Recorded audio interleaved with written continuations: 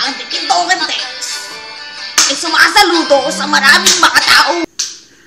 Ito, Mariel, walang halong biro. Mahal kita, Mariel.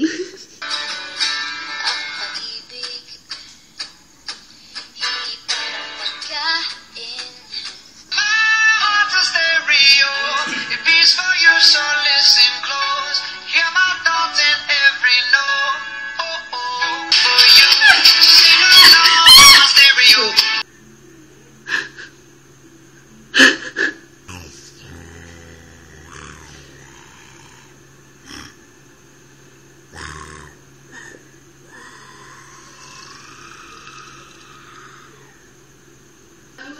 Ating pong tunghayan ang baka nagawa.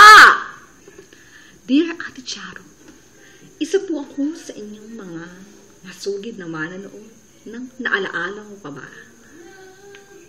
Nais ko po sanang ihandog sa inyo ang aking buhay kung saan ang minamahal kong si Nobita ay nawawala. Isang araw, tinanong ko po siya sa kapitbahay namin. Magandang araw, Nobita!